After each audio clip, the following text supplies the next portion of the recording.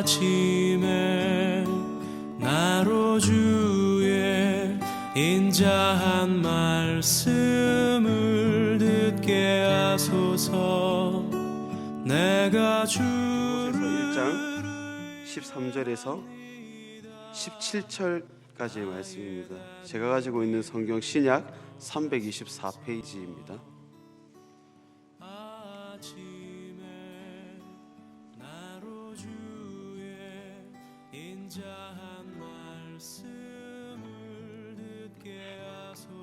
한 절씩 복誦합니다.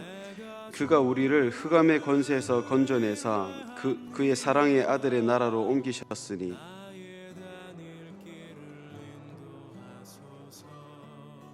그는 보이지 아니하는 하나님의 형상이시요 모든 피조물보다 먼저 나신 이시니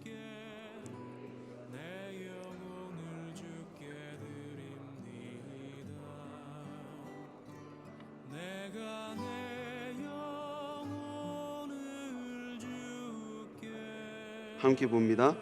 또한 그가 만물보다 먼저 계시고 만물이 그 안에 함께 섰느니라. 아멘.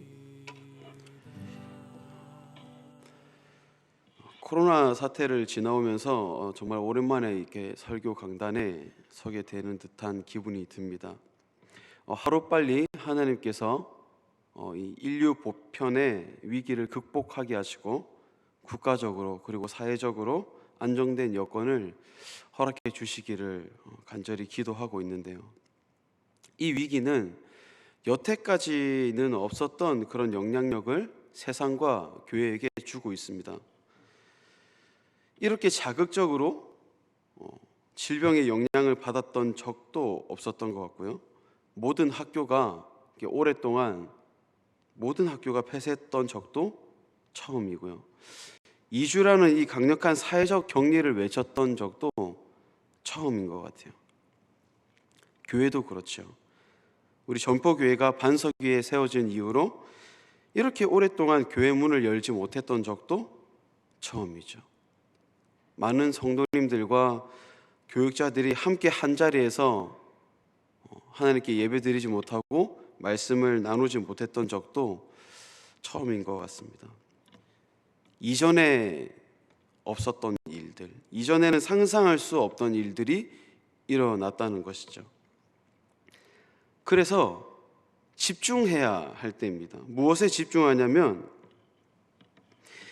먼저는 하나님이 나타내고자 하시는 일이 무엇이며 그리고 그 일을 통해서 하나님의 선민들이 깨달아야 하는 것은 또 무엇인가, 이 두 가지에 포커스를 맞춰서 집중을 해야 하는 것이죠. 그것이 아니고서는 과감하게 말하기를 너무 많은 그런 사회적 낭설들에 떠밀려 갈 수 있겠다라는 생각이 들어요. 낭설들이 어떤 것들이 있을까요? 코로나가 여름을 지나서 가을이 되면 더 무서워지게 될 것이다.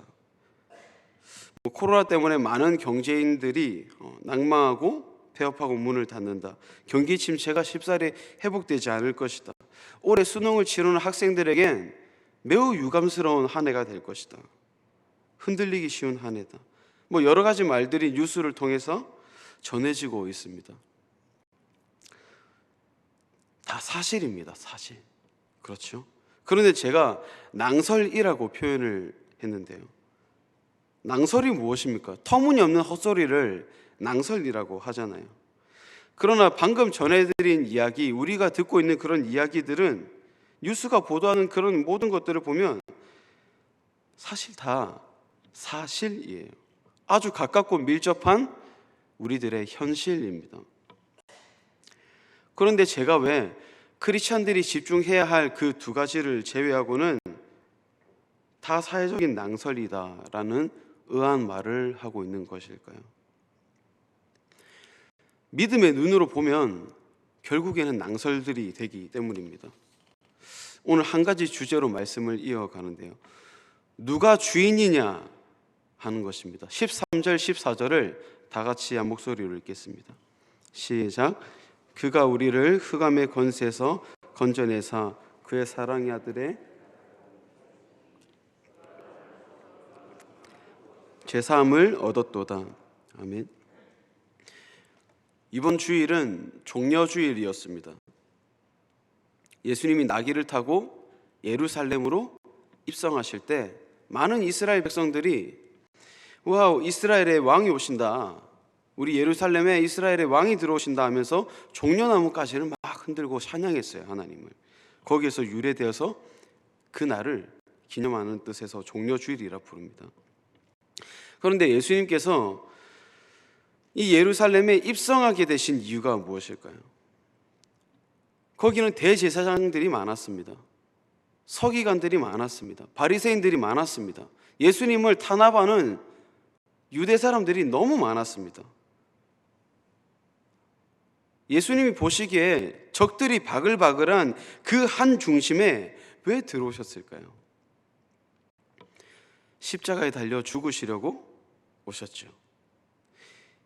이 종려주일 다음 날부터 그 6일 동안은 고난주간으로 지켜집니다. 그리고 오늘이 5일째가 되는 날인데요, 이 고난주간에 있어서 가장 중요해 보이는 구절을 방금 읽었습니다. 14절. 그의 아들 안에서 우리가 속량, 뭐라고 합니까? 곧 죄사함을 얻었도다. 기독교의 핵심 가치죠. 이것을 빼놓고는 기독교가 존립할 수가 없습니다. 죄사함, 회복을 받았다는 거예요. 하나님이 백성들에게 응답하셨다는 거죠. 다시금 그의 나라에 속한 백성들이 되었다는 거죠. 그러니 저희들이 만약 죄사함을 받지 못했다면 이 세상과는 상관이 없는 사람들이 됩니다. 왜냐하면 이 세상은 하나님이 지으셨다고 16절이 증거하고 있기 때문에 그래요. 만물이 그에게서 창조되었습니다. 하늘과 땅에 보이는 모든 것들부터 보이지 않는 모든 것들까지, 우리는 결코 알 수 없는 일들, 그리고 지금 어려운 시기가 우리에게 도전하고 있는 수많은 것들까지 다 하나님의 뜻에서 나오고 지금도 그의 뜻으로 붙잡고 계시죠. 하나님이 만드신 이 세상을요, 우리가 살아가고 누리고 이 세상을 지으신 그 하나님의 백성이 되는 방법은 단 한 가지 방법밖에 없어요. 죄사함을 받는 방법밖에 없다는 것입니다. 그런데 이 커다란 선물, 이 죄사함이라는 선물을 받았다면 이게 얼마나 기쁜 일입니까? 이제 그분의 나라에서 살아갈 수 있다는 확신을 우리가 얻게 될 수 있는 거니까 얼마나 기쁜 일이겠습니까? 13절에 보니 그의 사랑의 아들의 나라로 옮기셨으니 하셨습니다. 이제 그분의 사랑을 마음껏 느끼는 그런 나라의 백성이 된 것이죠. 저희는 과감히 기뻐해야 할 필요가 있고요, 과감히 행복해야 할 필요가 있습니다. 그런데도 이 위기 속에서 들려오는 그런 낭설들에 흔들리고 있는 우리들을 많이 발견합니다. 결코 낯설지가 않습니다. 우리가 다 그랬을 것입니다. 이 위기가 터지고 걱정하지 않았던 사람이 없어요. 저 또한 가장 먼저 했던 것이 약간의 두려움과 걱정이었습니다. 염려. 당장에 교회 어떡하지? 교회 걱정부터 되고요. 교회가 걱정이 되니까 교인이 걱정이 되고요. 교인이 걱정이 되니까 다음 세대 우리 아이들이 너무 걱정이 되고요. 사업하시는 분들은 사업 어떡하지? 직장 생활도 그렇고요. 아이를 가르치시는 분들은 교육은 어떻게 해야지? 날로 확진자가 지금은 그렇지 않지만 날로 계속해서 증가했었습니다. 매일 아침마다 뉴스를 켤 때마다 그 모습을 보는 게 참 쉽지 않았어요. 교육청 정보를 찾아보고 아이들이 불안해하지 않을까. 이렇게 예배당이 폐쇄된 적은 없었는데 이거 뭘 어떻게 해야 하나, 그 걱정에 매여 있었던 것입니다. 그래서 말씀을 묵상했습니다. 오늘 말씀을 묵상하면서 죄사함, 이 죄사함을 계속해서 반복해서 묵상하는데 성령님 그런 깨달음을 주시는 것 같으세요.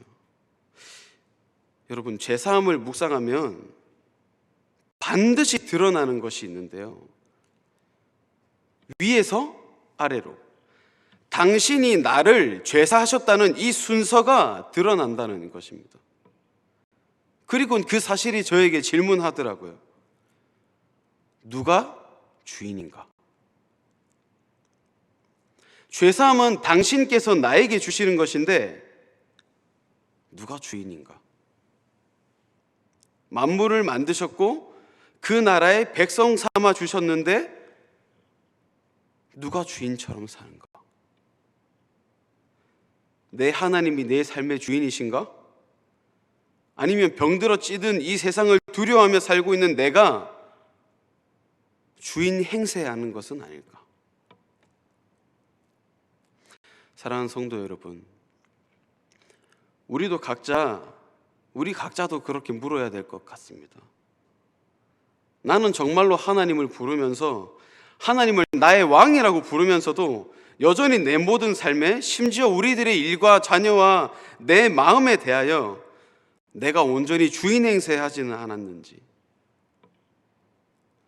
설령 우리가 그렇게 했다면 오늘 새벽 주시는 이 말씀을 가지고 죄사함이라는 완벽한 하나님이 주시는 우리의 최고의 가치, 그 앞에서 온전하게 해보겠으면 좋겠습니다. 누가 주인인가? 17절을 제가 마지막으로 읽겠습니다. 또한 그가 만물보다 먼저 계시고 만물이 그 안에 함께 섰느니라. 사랑하는 성도 여러분, 만물보다 여러분의 주인께서 먼저 계셨습니다. 이 세상보다 나의 왕이신 하나님 아버지께서 먼저 계셨습니다. 그 아들이 우리에게 모든 것을 내어주려고 그 모든 것 되어 먼저 그렇게 되어 계셨죠. 그분 앞에서 그렇게 고백합시다. 온전히 아버지 내 삶의 전부가 되어 주십시오. 그렇게 고백하시고 늘 죄사함을 묵상하고 우리 삶의 주인을 하나님으로 고백하는 그런 여러분들 되시기를 축복합니다. 같이 기도하겠습니다. 누가 주인인가? 성령이 주시는 그 물음에, 그러니까 오늘 기도하면서 고백했으면 좋겠는데요, 나의 삶에, 나의 마음에 대하여, 심지어 주님 맡겨주신 일을 하는 것과 내 자녀들을 대할 때도, 내 스스로를 가꿀 때도 내가 주인 행세하고 있는 것은 아닌지, 만약 그랬던 자신을 발견한다면 예수님의 십자가의 피로서 정결케 하시고 죄사해 주신 긍휼하신 그 은혜에 늘 감격하며 온전히 주를 나의 주인으로 모시고 살게 해달라고, 그리고 모든 위기와 환경의 문제들을 내 주인께 맡겨드리면서 다 같이 기도하시고 또 개인 기도하시다가 가정으로 돌아가겠습니다. 기도하겠습니다.